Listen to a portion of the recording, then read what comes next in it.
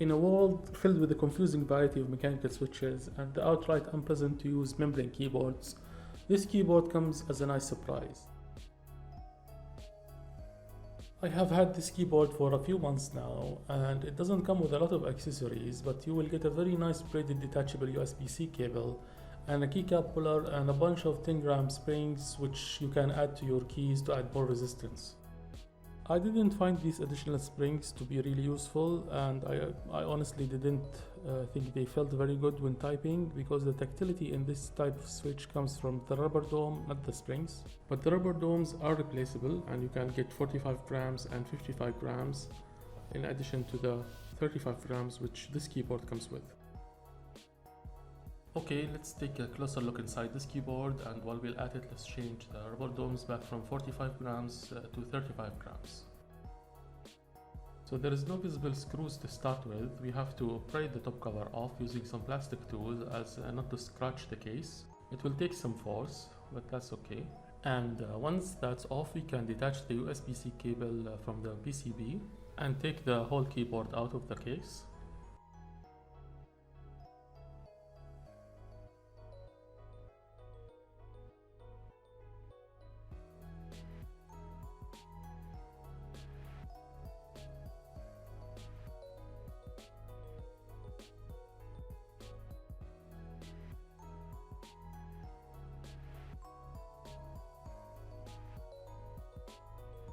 And now we can finally take a look at the switches themselves. And they do look very different from what you're used to with mechanical switches or even membrane keyboards.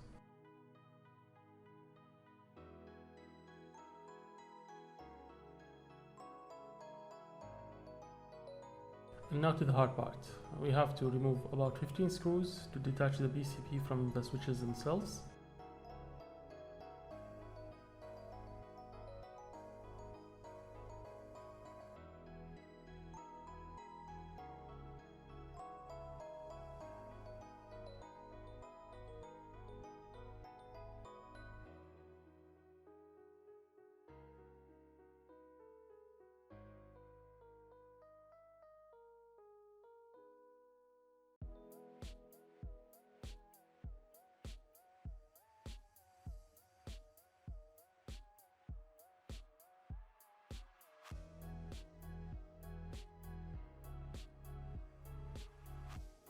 So don't do as I did here and flip the keyboard. Keep it as it is and lift the PCB up. Otherwise it will be a pretty big mess with springs flying all over the place.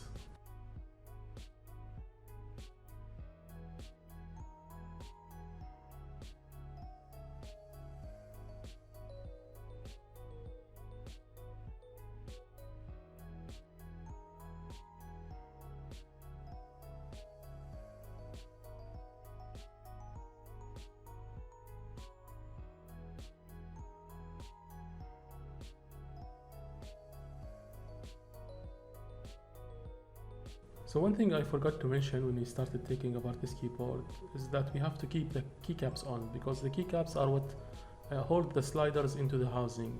If we remove them, the sliders will fall down.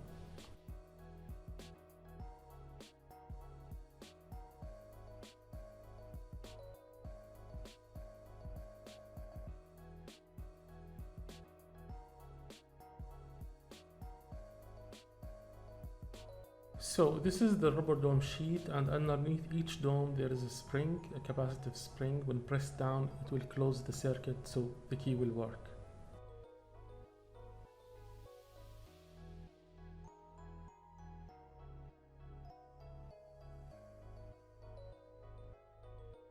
Alright, now that's out of the way, let's put back the original rubber dome sheet. And be careful not to lose any springs, because there is no extras that come with this keyboard.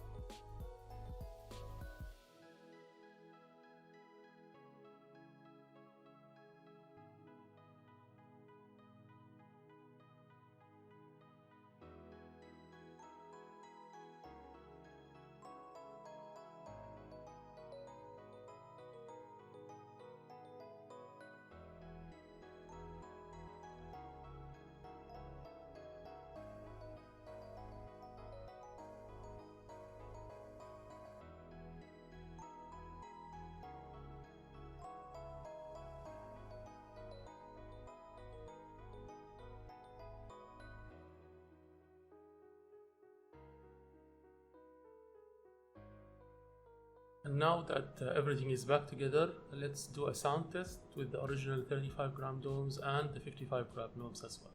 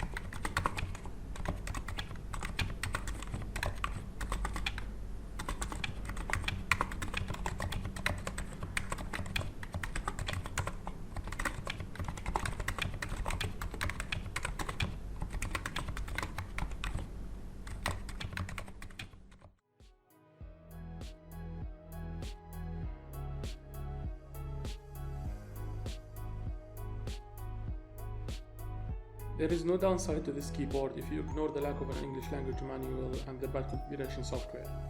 It performs really well in all use cases, but it's especially good for typing and office use.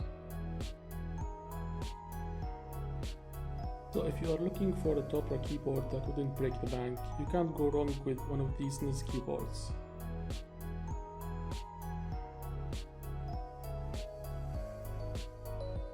And finally, thank you guys for watching this video, and if you want to check out the full versions of the sound tests, they will be up on the channel and there will be a link in the description below. And if you have any other questions about this keyboard, leave them in the comments below and I will make sure to answer them. And leave a like if you liked it, and subscribe for more videos in the future.